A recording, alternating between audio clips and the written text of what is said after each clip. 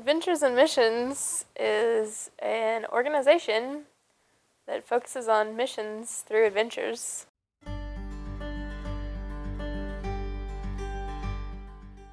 I'm Carrie Williamson. I'm a senior at Union College, and I'm studying education and English, and I'm here to talk about the World Race and Adventures in Missions. Adventures in Missions is a non-denominational group. They specifically target adolescents to try to engage them in missions with an adventurous twist to maybe seek out the generation that's in church that doesn't really feel connected. They specifically focus on discipleship and relationship in missions. So if you're in a foreign country, you're not just beating someone with a Bible. You're trying to make friends and create relationships with them in hopes that if they ask you what you're doing or if they ask you what your purpose is, then you have that opportunity to share with them about what you believe. Adventures in Missions' main goal is to really act out the Great Commission. So they want to send people to volunteer as teachers in countries, as builders, to build schools, to literally feed the hungry, to literally heal the sick. In my experience, we've worked with a lot of teaching English, a lot of orphanages, and just basically you go into the community, you find out what they need, and then you try to meet that need through service. You don't have to be a member of Adventures in Missions. You don't even have to be a believer of the gospel, really. I've had people on my trip who went just searching for anything, searching for themselves, searching for God, searching for just an adventure. And they are a Christian-based group, so the goal is for them to find some sort of spiritual connection.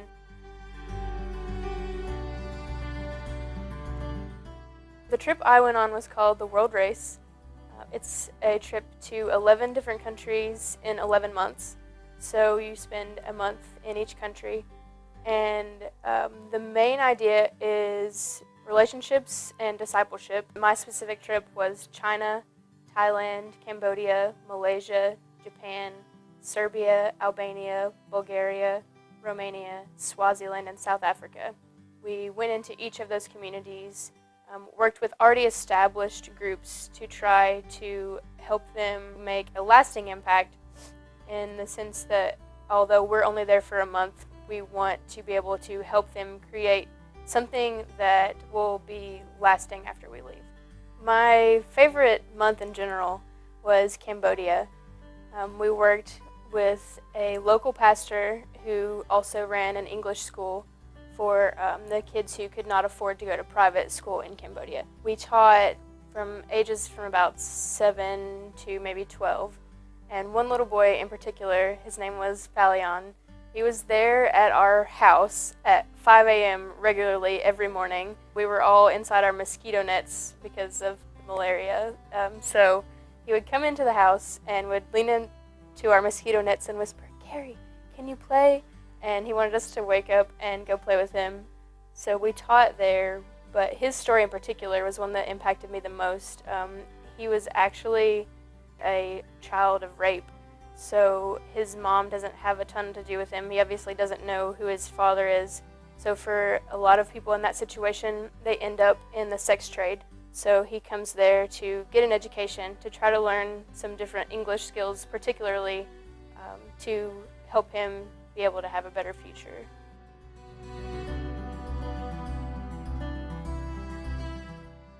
There are a ton of social issues that we worked with.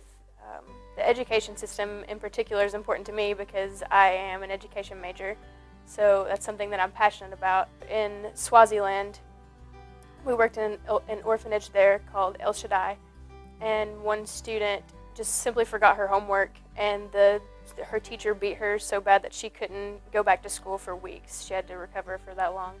So a lot of the school systems are just in terrible shape. In Southeast Asia, in particular, where we were, there's a lot of sexual slavery and trafficking.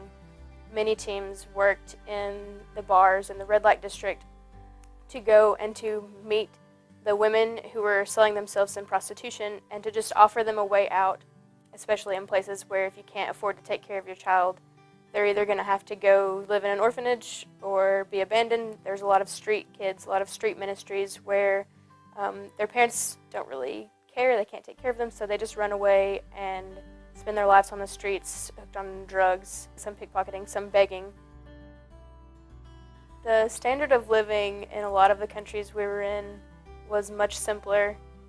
Often there's no electricity, no Wi-Fi. You'd have to walk a couple blocks to be able to use the internet to contact home. So you find yourself with a lot more time to think, a lot more time to pour into the people you're with, which is one of the other aspects of relationship. When you are in the middle of nowhere, when there's not so many distractions surrounding you all the time, you have a lot more time to be introspective. In Cambodia, we were in basically a tree house. It was a home on stilts, and it was surrounded by sugarcane fields. So you're up with the sun, and you see a lot more of the natural beauty, and you go to sleep with the sun when the sun goes down as well. So it's a lot more focused on nature, I feel like, when you're not so tied to the technological world.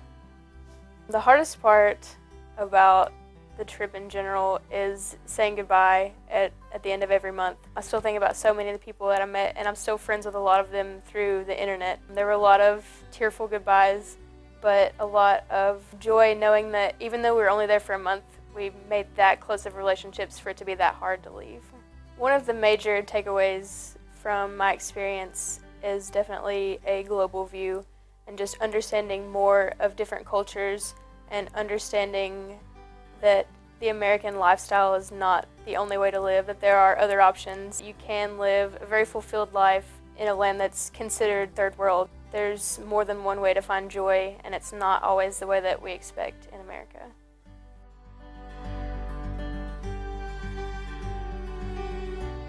This is Carrie Williamson speaking in the Black Tech office about Adventures and Missions because they're awesome, and I was with them for a whole year on the world race, which was fun and good.